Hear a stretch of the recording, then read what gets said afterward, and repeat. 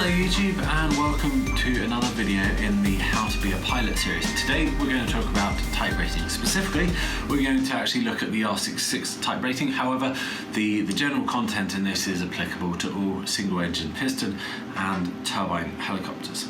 So, what is a type rating? Why do you need a type rating? Well, under a European license, each different aircraft type that you fly, you need to have a type rating on it. And that's then listed on the license that you hold itself.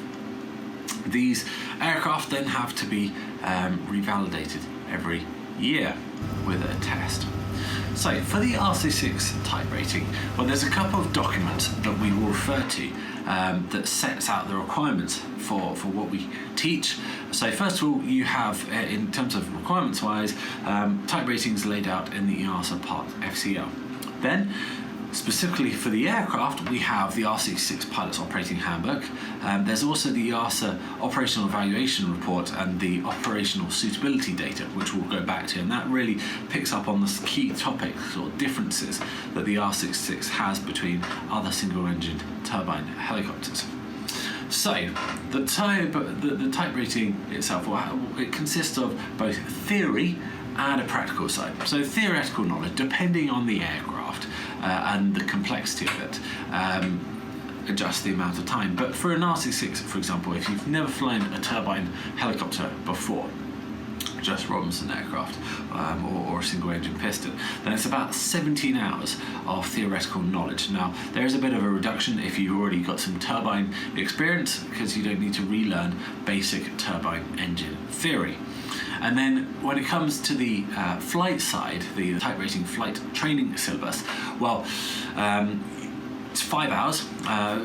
Type ratings are 5 hours. There are some dispensations. So if you already have a turbine rating, that can, in this R66 case, reduce it by an hour. And if you've got a turbine rating and an R22 and R44, or R22 or an R44 rating, it actually reduces down to 3 hours.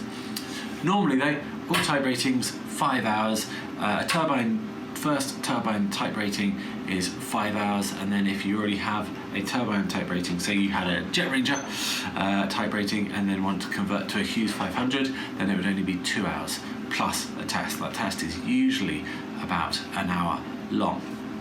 So what do we cover during the theoretical side of the type rating? Well, as I mentioned, you first cover a bit of turbine engine theory, if you haven't already done that before with another type rating. And then you start off with almost about 8 hours looking at the helicopter structure, how it's built, what different compartments there are, the engine, the transmission, the electrical systems, the fuel systems, the rotor, the flight controls, any equipment that's bolted onto the aircraft, cargo hook, for example, and any normal and abnormal operation of the systems that we've just talked about.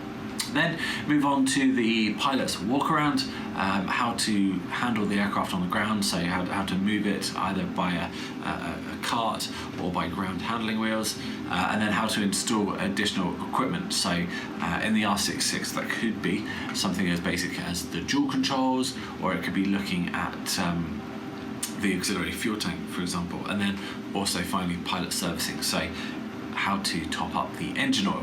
Then moving on to the next subject, weight and balance. What are the weight and balance limits of the aircraft? How are they affected by different amounts of fuel or the installation of additional equipment? Like I said, maybe a camera off the nose or a cargo hook. Then moving to limitations. So what are the normal procedures, normal operating temperatures, speeds, heights, conditions, etc., and what limitations are there? Now, these topics can also be covered during the actual flying side of the syllabus as well.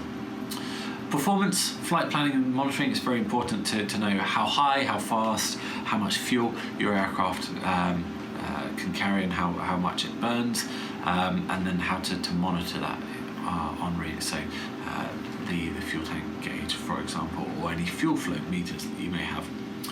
And then emergency procedures, what happens in the event of an engine failure or generator failure, lighting failure. Usually you cover all of the annunciator panel or the warning lights that you have in the aircraft, so you fully are prepared for for any emergencies that may occur in the aircraft. And then obviously if there's additional equipment, you've got an aircraft that's got air conditioning, or it's got the Garmin touchscreen panel, or indeed the HeliSAS autopilot, for example. Those would be additional topics that need to be covered in addition to all of the items above. There's an exam, a written paper that's then usually assessed by the training organisation that you're doing the training with, and that's to make sure that the topics that you've covered are actually fully understood. So for the type rating flight training syllabus, the usually what is 5 hours, usually split into 5 lessons an hour long. So for the first lesson, usually cover the helicopter external visual inspection, so what to do on a pre-flight check, then going inside the cockpit, what to check inside before starting, then the actual starting process itself. Now during the type rating, especially for a turbine aircraft, the start procedure is very important to understand what needs to be done, what preconditions need to be met, and of course doing a number of starts with both the battery power and also perhaps external ground power.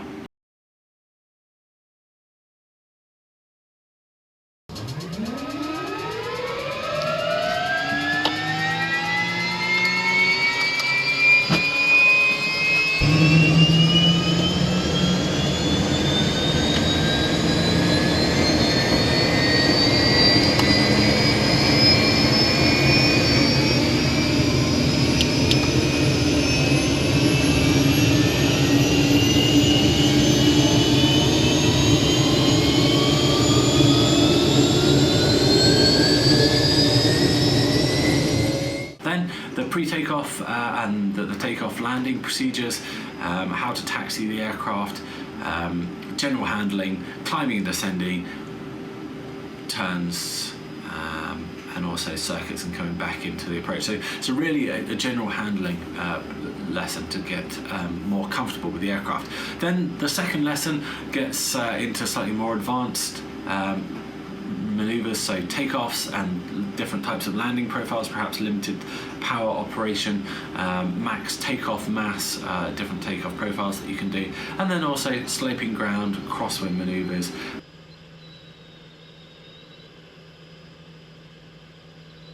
Moving on to the third lesson though, this is when you look at more of the autorotations.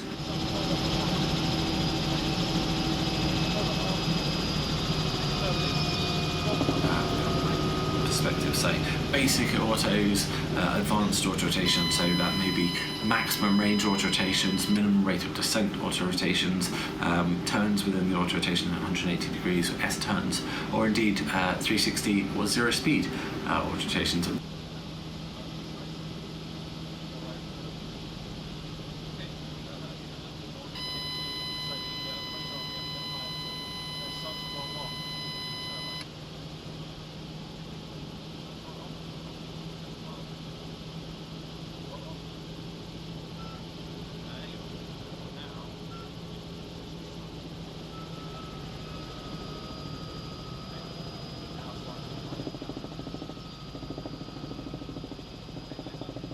Then moving on to the practice force landing. So the autorotation is the maneuver, the practice force landing is when you're starting to put it together and going through perhaps what some of the touch drills are before landing, practicing getting a mayday call out and choosing a landing spot and using that combination of the autorotation maneuvers, be it turns, low speed or max range, to get into a designated landing spot.